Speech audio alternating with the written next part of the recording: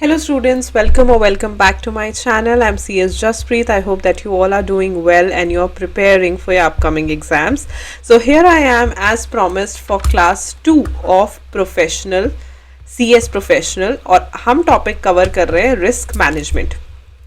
मैंने आपको last class में बताया था रिस्क मैनेजमेंट 20 मार्क्स का टॉपिक है which is very very important and you have to make sure कि आप ये टॉपिक अच्छे से करके जाओ, राइट. तो यस, क्लास 2 हम रिस्क मैनेजमेंट की बात करेंगे, बट उससे पहले ये जो नोट्स हैं आपको टेलीग्राम से मिल जाएंगे. आई होप आपको पिछली वीडियो बहुत पसंद आई होगी and yes, go had join the Telegram. नीचे डिस्क्रिप्शन बॉक्स में लिंक मिल जाएगा जहां आपको ये नोट्स मिल जाएंगे. और आपने अगर क्लास 1 नहीं देखी, गो हैड वॉच इट. उसमें हमने रिस्क मैनेजमेंट की थोड़ी इंट्रोडक्शन करी थी और majorly step 1 which is risk identification किया था. रिस्क आइडेंटिफिकेशन में मैं आपको थोड़ा समराइज कर देती हूँ. रिस्क आइडेंटिफिकेशन में हमने ये कहा था that you need to list down the risk, right. कौन से ऐसे रिस्क हैं जो एक्चुअली बिजनेस अट्रैक्ट कर सकता है, वो सारे के सारे लिस्ट डाउन करने इंपॉर्टेंट है. That is called risk identification. That is called risk identification. अब उसमें हम ये नहीं देखते कि क्या ट्रिवियल है, क्या इनसिग्निफिकेंट है. It is not like that. हम हर तरीके के रिस्क को जो है यहाँ पे आइडेंटिफाई करते हैं and that is again very very important. So identification अपने आप में बहुत ज्यादा जरूरी होती है, ठीक है. तो रिस्क आइडेंटिफिकेशन वो पहला स्टेप है जहां हम ये बोलते हैं फॉर एग्जांपल कि इस कंपनी में फाइनेंशियल रिस्क भी हो सकता है, साइबर रिस्क भी हो सकता है, ऑपरेशनल रिस्क भी हो सकता है. वो सारी की सारी चीजें हम जॉट डाउन कर लेंगे. उसे हम कहते हैं रिस्क आइडेंटिफिकेशन. उसे हम कहते हैं रिस्क आइडेंटिफिकेशन, जिसे हम कहते हैं लिस्ट द रिस्क, राइट. सारे रिस्क को लिस्ट करना, that is called risk identification, right. So step number 2 है रिस्क एनालिसिस. अब हमें जॉट डाउन करके सारे रिस्क मिल गए और वो सारा डाटा आ गया स्टेप 2 के पास. रिस्क एनालिसिस क्या करेगा? रिस्क एनालिसिस हमें ये बताएगा कि इसका इम्पैक्ट क्या है, ठीक है. आपने ये सारे रिस्क बता दिए. आपने रिस्क आइडेंटिफिकेशन में कहा जी 1 2 3 4 5 6 ये सारे रिस्क हैं. अब इन रिस्क का इम्पैक्ट ऑर्गेनाइजेशन पे कैसा होगा वो हम जानेंगे एनालिसिस से कि अच्छा इसका ये इम्पैक्ट होगा, इसका ये इम्पैक्ट होगा, इसका ये इम्पैक्ट होगा, right. I hope you are following.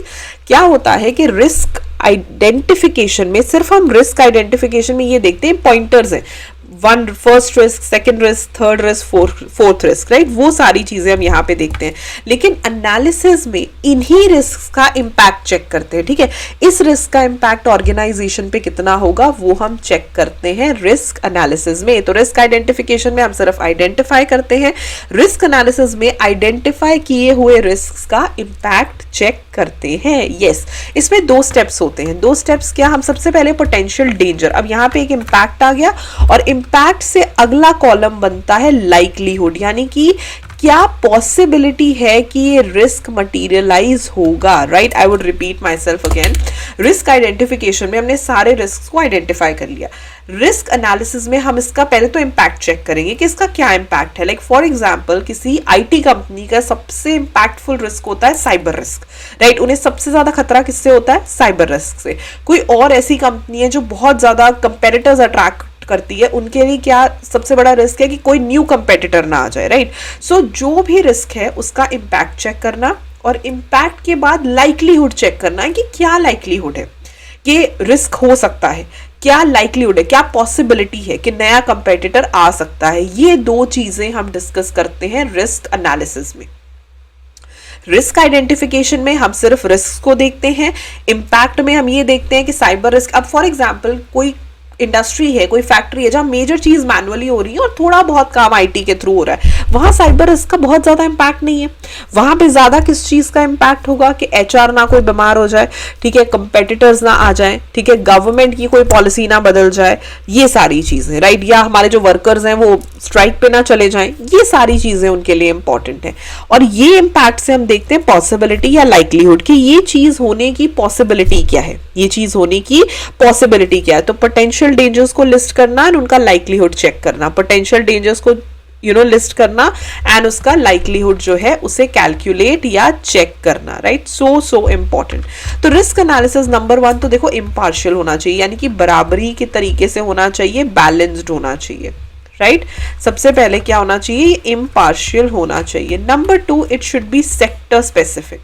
ये सेक्टर स्पेसिफिक होना चाहिए। ऑर्गेनाइजेशन में बहुत सारे सेक्टर्स होते हैं, जैसे मैंने आपको बोला IT sector.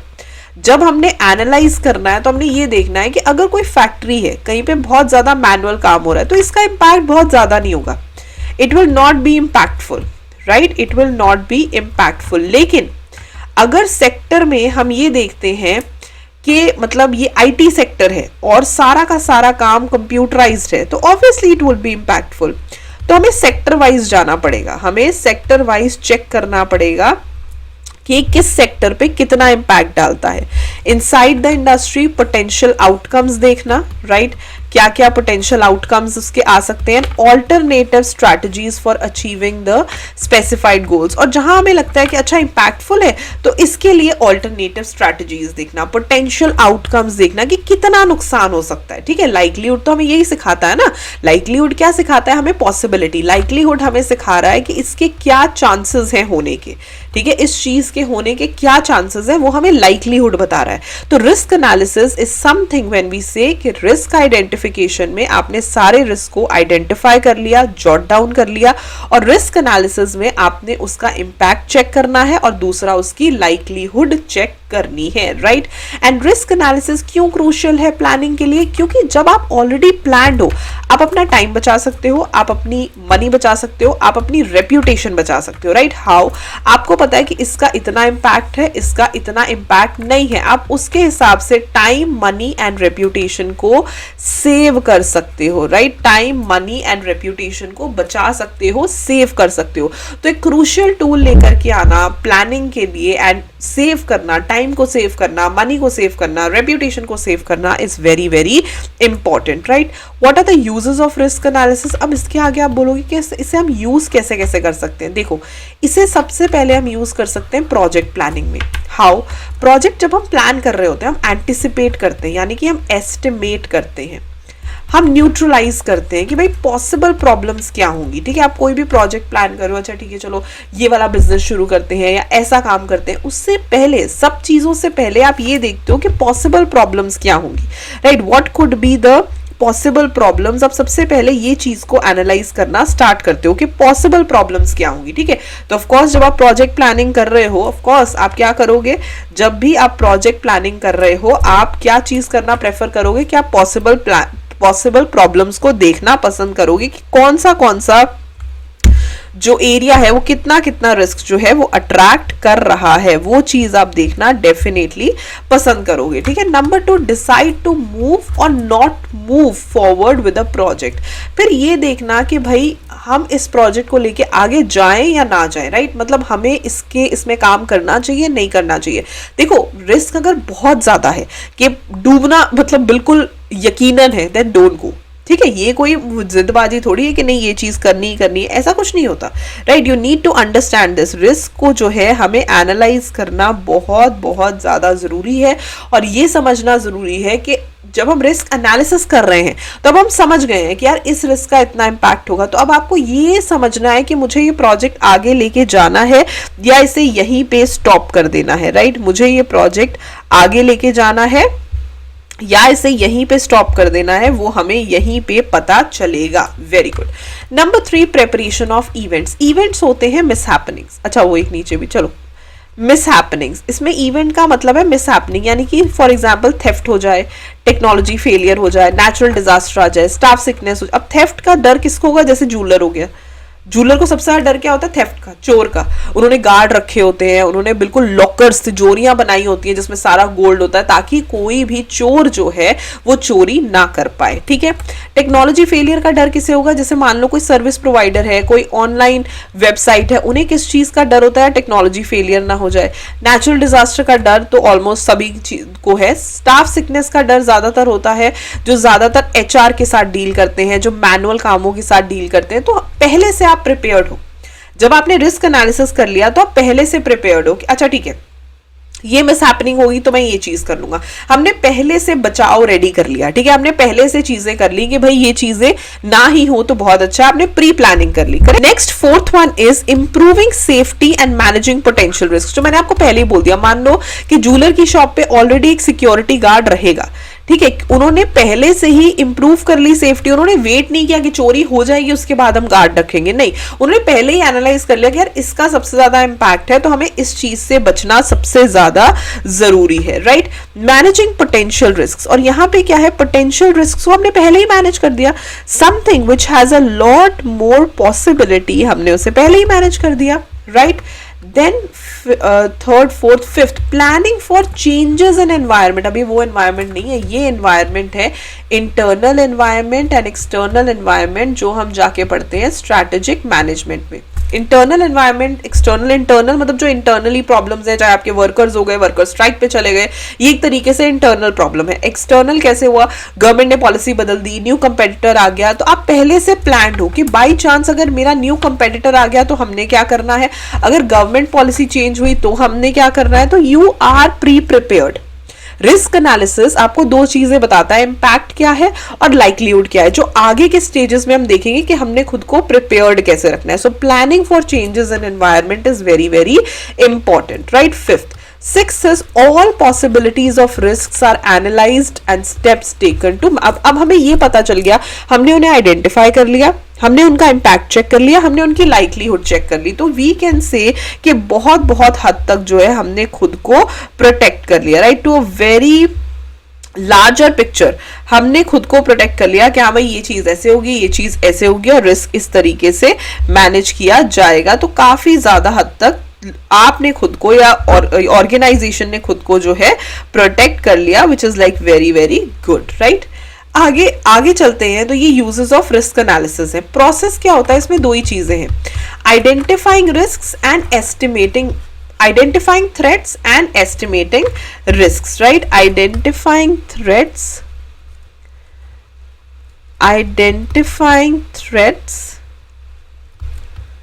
and estimating risks, identifying threats and estimating risks, तो ये बहुत ज्यादा इंपॉर्टेंट है, राइट, ये बहुत ज्यादा इंपॉर्टेंट है। हाउ इट इज इंपॉर्टेंट, इसमें हम ये चीज देखते हैं कि थ्रेट्स जो हैं उन्हें कैसे आइडेंटिफाई करना है, करंट एंड पोटेंशियल हजार्ड्स को आइडेंटिफाई करना और उसके चलते रिस्क को एस्टिमेट करना है, क्योंकि जब तक हमें पता ही नहीं चलेगा कि हमें डर किस चीज से, हम उससे रिस्क कैसे एस्टिमेट कर पाएंगे, राइट। थ्रेट्स बेसिकली हमें किससे थ्रेट है, आगे चल के हम पढ़ेंगे थ्रेट्स के बारे में। सबसे पहले एस्टिमेट रिस्क, रिस्क को हम एस्टिमेट करते हैं event probability into event cost, ये इसका एक फॉर्मूला है, event probability into event cost, right. और प्रोबेबिलिटी क्या होती है, what do you mean by probability, probability is possibility of occurrence of event, maths में पढ़ा होगा तुमने, possibility of occurrence of event, कि क्या पॉसिबिलिटी है कि ऐसा हो सकता है, ठीक है। मान लो फैक्ट्री है, फैक्ट्री में कुछ भी फायर से रिलेटेड, हमने बोला कि फायर इंश्योरेंस हमने ले लिया, और उन्होंने बोला फायर का डर हमें सिर्फ तब होता है जब क्रैकर्स फूटते हैं, ठीक है। तो वी कैन से कि क्रैकर्स, दिवाली हो गई और कुछ फेस्टिविटीज हो गई, तो मान लीजिए कि 5 बार जो है हमें डर है, प्रोबेबिलिटी है कि 5 to 6 टाइम्स ऐसा हो सकता है।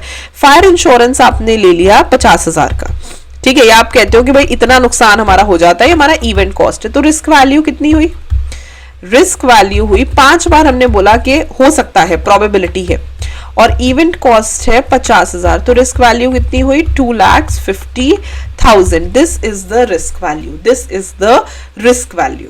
तो हम पहले से प्रिपेयर्ड हैं, देखो हर चीज हमें मॉनिटरी में करने की जरूरत है, तभी हम चीजों को समझ पाएंगे, हम हर चीज के लिए प्रिपेयर्ड हैं, right. So estimating the risk is very very important, right. हम रिस्क वैल्यू में हर चीज के लिए प्रिपेयर्ड है, हम प्रोबेबिलिटी यानी कि पॉसिबिलिटी इनटू इवेंट कॉस्ट के लिए प्रिपेयर्ड है, जहां से हमें ये पता चल जाएगा भाई कितना नुकसान हो सकता है। रिस्क क्या हुआ, नुकसान।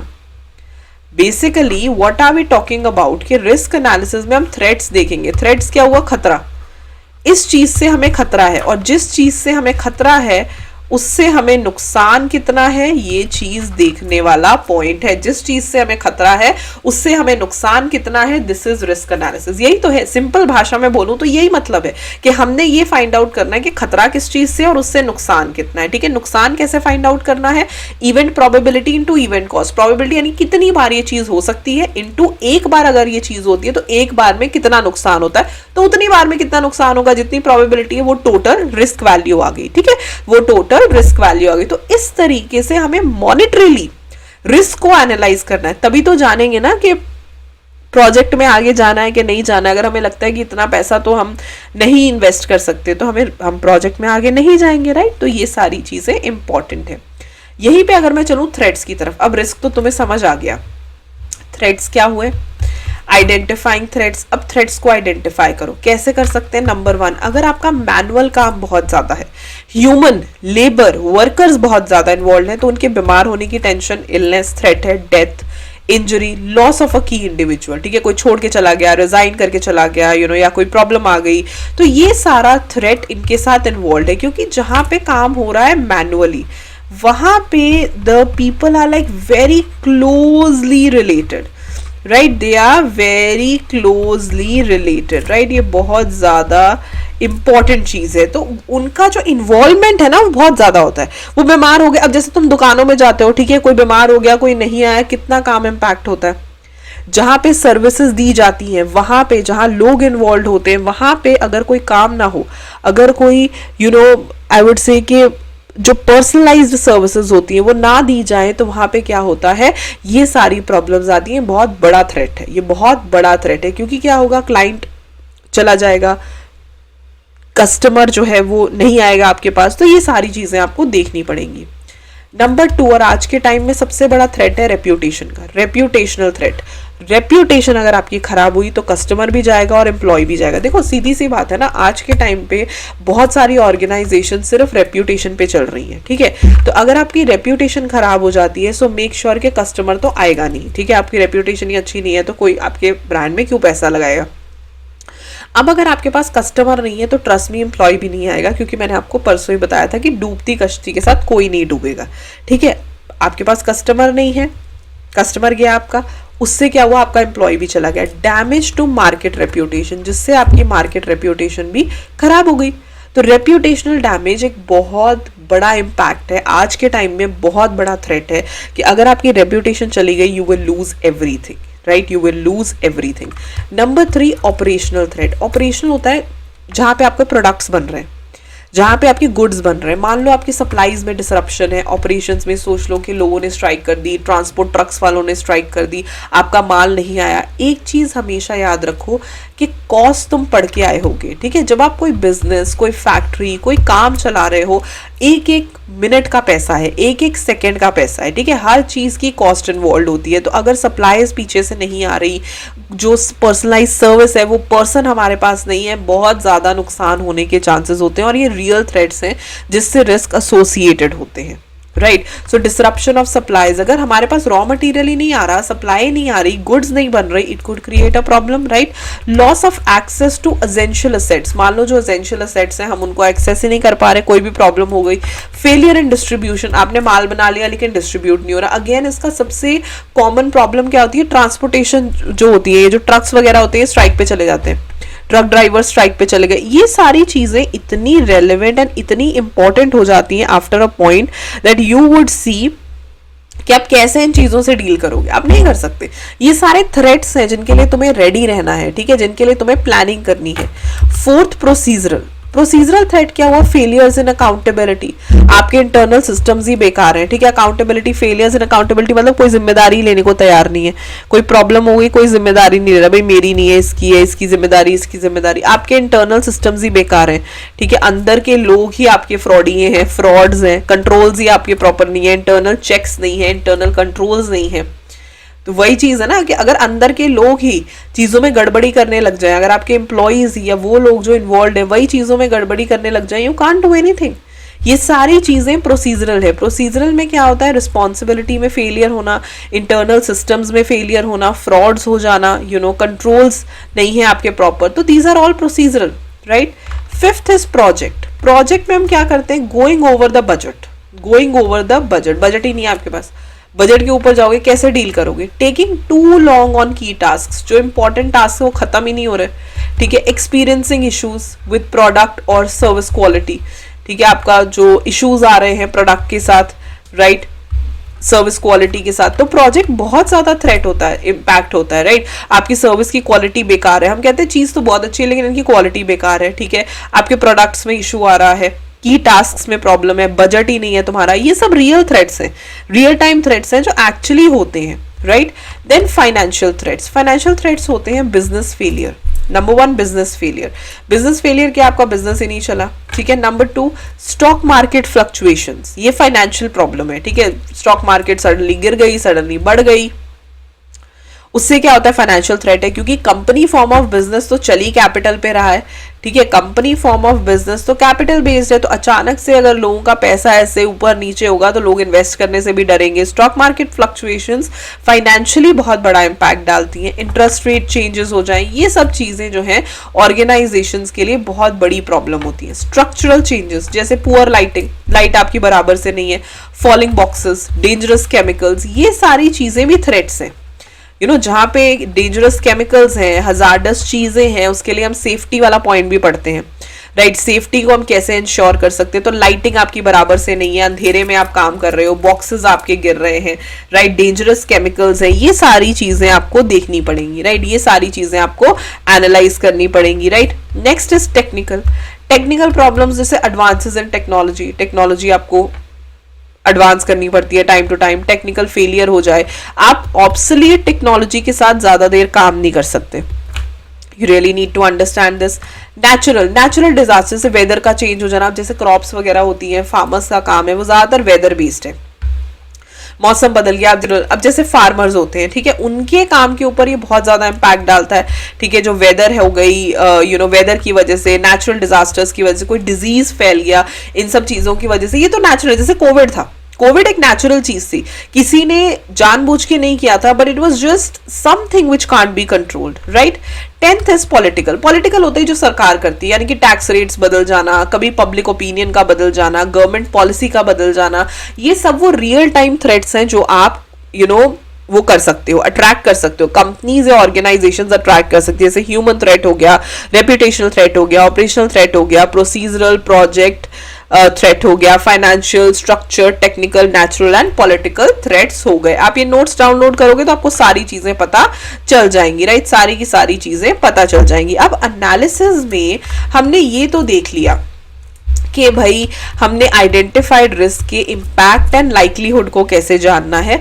अब हम रिस्क असेसमेंट करेंगे। रिस्क असेसमेंट में क्या होता है, each risk is important to achieve the overall objectives through risk assessment. Risk assessment में हम ये देखते हैं कि ओवरऑल ऑब्जेक्टिव्स को हम कैसे अचीव कर सकते हैं। रीजन बीइंग रिस्क जरूरी है, राइट, जैसे मैंने पहले बोला, नो रिस्क नो रिटर्न, अगर रिस्क ही नहीं लोगे तो रिटर्न भी कुछ नहीं मिलेगा।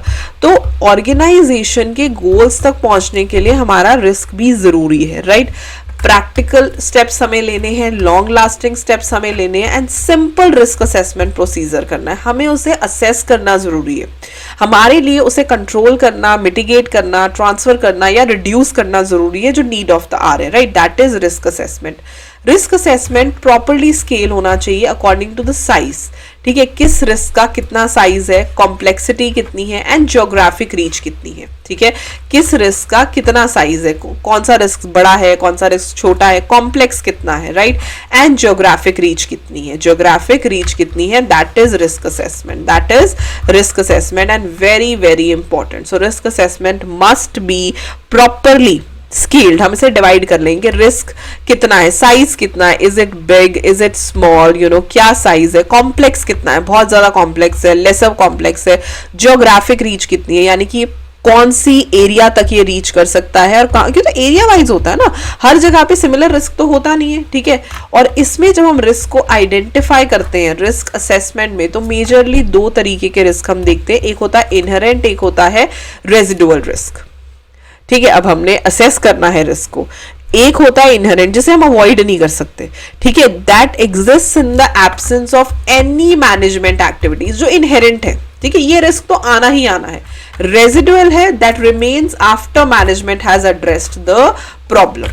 यहां पे मैनेजमेंट ने एड्रेस करी प्रॉब्लम, नहीं करी, doesn't matter, inherent risk would be there. जैसे कि आप ओशन से जो है वो मंगवा रहे हो, ऑयल मंगा रहे हो, ऑयल स्पिलिंग हो सकता है कि कुछ ना कुछ स्पिलिंग हो जाती है या कुछ ना कुछ कोई लिक्विड चीज है वो इवेपोरेट हो जाती है, ये इनहेरेंट रिस्क है कि कुछ ना कुछ नुकसान हमें होगा। लेकिन रेजिडुअल रिस्क क्या होता है, जब मैनेजमेंट ने प्रॉब्लम को एड्रेस कर दिया उसके बाद जो बचा कुचा रिस्क है वो रेजिडुअल रिस्क है। सो इनहेरेंट रिस्क है जो चीज के साथ आता है, प्रॉब्लम के साथ आता है, मैनेजमेंट एक्टिविटीज के एब्सेंट होते हुए भी वो रिस्क रहेगा ही रहेगा। और रेजिडुअल रिस्क होता है जब मैनेजमेंट ने प्रॉब्लम सॉल्व कर दी उसके बाद भी वो स्टैंड करता है। तो that is the two types of risk. इसके प्रोसेस में क्या होता है, नंबर 1 असेसमेंट क्राइटेरिया डेवलप करो कि आपने असेसमेंट करनी कैसे, हम नीचे डिस्कस करेंगे। Assess the risk, assess risk interactions, prioritise the risk, number 1, number 2, number 3 respond to risk, effective and sustainable risk assessment process बनाओ। ठीक है, तो सबसे पहले हम लेते हैं develop assessment criteria. Assessment criteria क्या होता है, number 1 create a standard set of evaluation standards. ठीक है, आपके पास ये होना चाहिए कि ये हमारे इवैल्यूएशन स्टैंडर्ड्स है, हम सारे रिस्क को इन्हीं इवैल्यूएशन स्टैंडर्ड से देखेंगे। ठीक है, नंबर 1, ठीक है, number 1 is your standards, your evaluation standards. Number 2 impact and possibility of risk. इसका इम्पैक्ट क्या है, इसकी पॉसिबिलिटी क्या है। Considered while evaluating them and business should understand the value of considering। ये जो चीज है ये बहुत इंपॉर्टेंट है, एक असेसमेंट क्राइटेरिया बनाना। इसे सिंपल भाषा में बताऊं तो असेसमेंट क्राइटेरिया एक तरीके से है कि आपने इवैल्यूएशन स्टैंडर्ड सेट करने हैं, आपने इवैल्यूएशन स्टैंडर्ड्स सेट करने हैं कि हमारे ये इवैल्यूएशन स्टैंडर्ड्स है, इनके ऊपर हमें रिस्क को चेक करना है, हमें रिस्क को असेस करना है, इसका इम्पैक्ट क्या है, इसकी पॉसिबिलिटी क्या है, ये सारी चीजों को हमें चेक करना है and that needs to be seen, right, number 1। Number 2 assess risk. Assess risk में हम ये कहते हैं values are assigned to each risk and opportunity. Assess का मतलब क्या है, वैल्यू असाइन करो, आप हर रिस्क को वैल्यू असाइन करके उसे क्वांटिटेटिव कर दो, उसे न्यूमेरिकल फॉर्म में कर दो। देखो जितनी भी चीजें हम रिस्क में भी ले रहे हैं at the end of the day तो हम यही चीज देख रहे हैं ना कि न्यूमेरिकली हमें कितना इम्पैक्ट कर रही है, इससे हमें लॉसेस कितने हो रहे हैं, अल्टीमेटली तो हमें यही चेक करना है कि इससे हमें नुकसान कितना हो रहा है, इससे हमें लॉसेस कितने हो रहे हैं। तो आप ये देखो कि क्वांटिटेटिव मेजरमेंट में लेके आओ और हर डेंजर और अपॉर्चुनिटी को इवैल्यूएट करो, क्वालिटेटिव एरियाज को भी आप असेस करो, बट मेजर देखो क्वालिटेटिव का आप जितना भी शोर मचाते रहे at the end of the day value आपको असाइन करनी ही पड़ेगी, न्यूमेरिकली आपको उसे असेस करना ही पड़ेगा। That's very very very important, right, कि वैल्यू को असाइन करो, हर रिस्क हर अपॉर्चुनिटी को आपको पता होना चाहिए इस रिस्क से हमें इतना नुकसान होता है। ठीक है, अगर हम ये अपॉर्चुनिटी अवेल करते हैं तो हमें इतना बेनिफिट होता है, ये बहुत ज्यादा जरूरी है। That comes with assessing the risks। Quantitative में तो ऐसा ही होता है, क्वालिटेटिव असेसमेंट कैसे हो सकती है, देखिए क्वांटिटेटिव में तो आपने इन टर्म्स ऑफ मनी कर लिया, ठीक है, क्वांटिटेटिव असेसमेंट क्या हुई, क्वांटिटेटिव असेसमेंट हुई कि आपने इन टर्म्स ऑफ मनी इसे असेस कर लिया कि पैसों के उसमें वैल्यू के अकॉर्डिंग रिस्क का कितना पैसा है और अपॉर्चुनिटी से कितना बेनिफिट है। ठीक है, क्वालिटेटिव असेसमेंट में क्या होता है, क्वालिटेटिव असेसमेंट में हम करते हैं बेंचिंग, आप स्टैंडर्ड सेट कर देते हो कि हमें वहां तक पहुंचना है, वो वाली ऑर्गेनाइजेशन सबसे बेस्ट है, वो वाली ऑर्गेनाइजेशन सबसे बेस्ट है, हमने वहां तक पहुंचना है। एक बेंचमार्किंग हो गई, स्टैंडर्ड सेट हो गया। क्वेश्चनियर सेट करना, लोगों से क्वेश्चंस पूछना कि ये कैसे हो रहा है, ये कैसे हो रहा है। क्रॉस फंक्शनल वर्कशॉप्स करना, अलग अलग डिपार्टमेंट्स को एक दूसरे जगह पे भेज के उनकी ट्रेनिंग्स कराना, उनकी वर्कशॉप्स करना, ताकि वो हर एरिया में एक्सपर्ट बन सके। इंटरव्यूज लेना लोगों की, again asking them. Then scenario analysis करना, जिन्हें हम कहते हैं सर्कमस्टांसेस के हिसाब से चेक करना कि भाई कौन से टाइम पे कौन सा रिस्क आ सकता है। So these are all the popular qualitative assessments. Popular qualitative assessments आते हैं जब हम स्टैंडर्ड सेट करते हैं, जब हम बेंचमार्किंग करते हैं, हम क्वेश्चनियर सेट करते हैं, क्वेश्चंस वगैरह सेट करते हैं, क्रॉस फंक्शनल वर्कशॉप्स करते हैं, हम इंटरव्यू लेते हैं लोगों की, सिनेरियो एनालिसिस करते हैं, राइट। मॉडल असेसिंग रिस्क क्या हो सकते हैं, दो तरीके के मॉडल्स मतलब तरीके, दो तरीके के मॉडल्स हैं।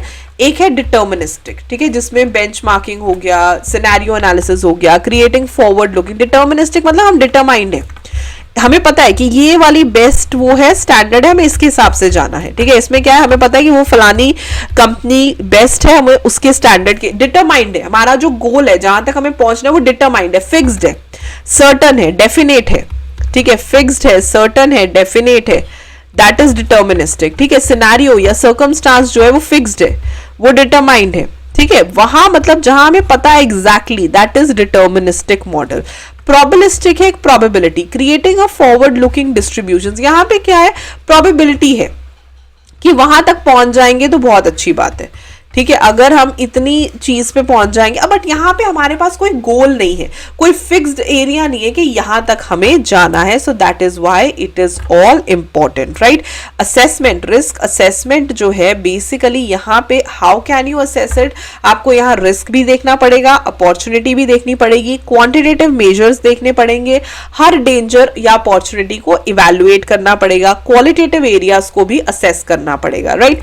सो क्वालिटेटिव असेसमेंट जो है उसमें बेंचमार्किंग आता है, क्वेश्चनियर्स आता है, क्रॉस फंक्शनल वर्कशॉप्स आते हैं, इंटरव्यू, सिनेरियो एनालिसिस आता है, और मॉडल ऑफ असेसिंग रिस्क में एक तो डिटर्मिनिस्टिक होता है जो फिक्स्ड है, जो डेफिनेट है, और एक प्रोबेबिलिस्टिक है विच इज लाइक एक प्रोबेबिलिटी है, right.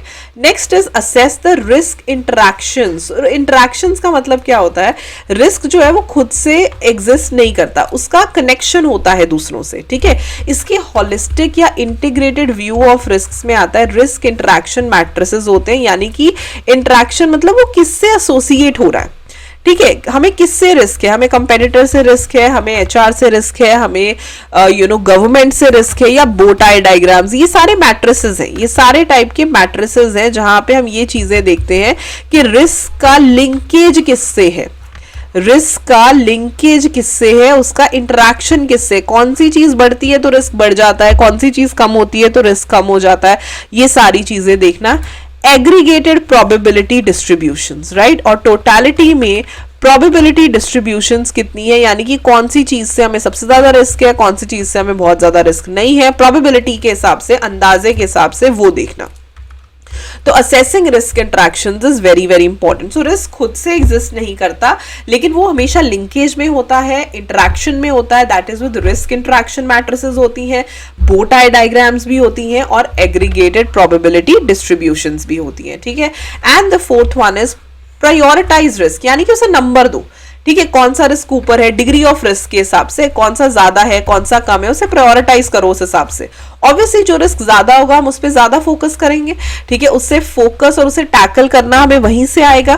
Comparing the degree of risk to pre determined target risk levels, ठीक है, उन्हें मैच करना और देखना कि वो कितना इंपैक्ट हो रहा है, टॉलरेंस लिमिट्स देखना, रिस्क प्रायोरिटाइजेशन करना, उसे प्रायोरिटाइज करो, and helps to identify key risk, key risk को हमेशा इट हेल्प्स टू आइडेंटिफाई।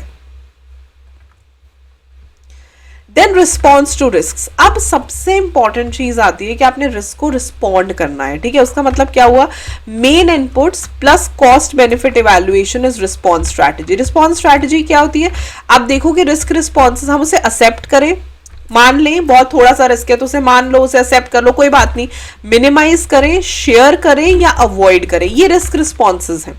ये रिस्क कि हमें रिस्क को अब क्या करना है, हमें उसके साथ हमें ये डिसाइड करना है। क्या एक्सेप्टेंस कब आती है, जब रिस्क बहुत ट्रिवियल है, बहुत थोड़ा सा होता है तो हम उसे एक्सेप्ट कर लेते हैं, मिनिमाइज करें, उसे कम करने की कोशिश करें, उसे शेयर कर लें, इंश्योरेंस कंपनी के साथ शेयर कर लें, या टोटली उसे अवॉइड कर लें कि हाँ कोई बात नहीं, जो हो रहा है होने दो। तो इट इज लाइक दैट, मतलब इसको बंद ही कर दो। अवॉइड का मतलब लो ही मत ये risk, right. So except, minimise, share या अवॉइड, इन चारों के रिस्पॉन्सेज में हम क्या करें, और ये रिस्पॉन्सेज कैसे हम करेंगे, कॉस्ट बेनिफिट इवैल्यूएशन के साथ, कि अगर हम कोई भी रिस्पॉन्स लेते हैं, कोई भी रिस्पॉन्स हम कंसिडर करेंगे कि इसके कॉस्ट बेनिफिट इवैल्यूएशन कितना होगा, कॉस्ट से हमें कितना बेनिफिट मिलेगा, कॉस्ट बेनिफिट इवैल्यूएशन कितना होगा, that is response strategy, that is response strategy. So risk response plans are created, that is response strategy. तो ये चीजें देखने वाली। And the last one is effective and sustainable risk assessment process. ठीक है, जो भी रिस्क असेसमेंट प्रोसेस आपने बनाना है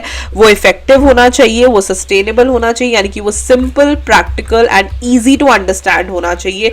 people and right technology helps achieve this goal. ठीक है, तो ये बहुत जरूरी, बहुत ज्यादा कॉम्प्लिकेटेड मत बनाओ कि किसी को समझ ही ना आए क्या करना है क्या नहीं करना। तो ये 6 स्टेप्स हैं जो आपको यहां तक पहुंचाएंगे। ठीक है, डेवलपिंग द असेसमेंट क्राइटेरिया, इसका मतलब क्या हुआ, इवैल्यूएशन स्टैंडर्ड्स बनाओ।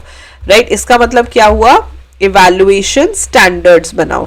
असेस रिस्क में हमने क्या देखा कि अब आपको रिस्क को असेस करना है। ठीक है, आप 2 तरीके से इसे असेस कर सकते हो। आप क्वालिटेटिव तरीके से इसे असेस कर सकते हो, जिसमें बहुत सारी चीजें हमने पढ़ी, और क्वांटिटेटिव में कि जैसे आप ये देखते हो कि मॉनेटरी मीन्स में कैसे है। ठीक है, उसके बाद रिस्क अट्रैक्शंस होती है, रिस्क की लिंकेजेस चेक करो, किस किस से रिस्क लिंक्ड है। Right, 4th is prioritising the risk, इससे हमें डिग्री पता चलती है कौन सा रिस्क ज्यादा है कौन सा कम है, ताकि हम उसी के अकॉर्डिंग उसे डील कर सके। रिस्पॉन्ड टू रिस्क में हम देख रहे हैं कि अब रिस्क को एक्सेप्ट करें या रिस्क को मिनिमाइज करें या रिस्क को शेयर करें या रिस्क को अवॉइड करें, क्या किया जाए वो यहाँ पे देखना जरूरी है। So that is response to risk. And last is effective and sustainable risk assessment process. इसमें यह आता है कि ये प्रैक्टिकल होना चाहिए, सिंपल होना चाहिए एंड इजी टू अंडरस्टैंड होना चाहिए, ताकि सबको समझ आ सके। ठीक है, इस तरीके से आप चार्ट्स बना के इसके ऊपर ऐसे लिख सकते हो ताकि आपको रिवीजन टाइम पे हमेशा याद रहे। Right, this is very very important. तो ये है जी process of risk assessment. Right, so here we end this session. तो 2 चीजें आज हमने पढ़ी, risk analysis and risk assessment. Risk identification already हमने क्लास 1 में पढ़ लिया था, risk assessment and risk analysis हमने यहीं पे पढ़ लिया है। I will give you this file only जिसमें ये सारी चीजें लिखी हैं, ताकि आपको सारी की सारी चीजें जो है याद रहे। Right, I hope you like the video. अगर वीडियो अच्छी लगी तो लाइक करना, चैनल को सब्सक्राइब करना, and I will see you day after tomorrow इससे अगली क्लास में, that is class number 3। Go ahead and avail the notes on my Telegram channel. I hope it helps. Video को जरूर like करना, अपने friends के साथ शेयर करना और मेरे चैनल को सब्सक्राइब करना। I will see you day after tomorrow. Bye bye.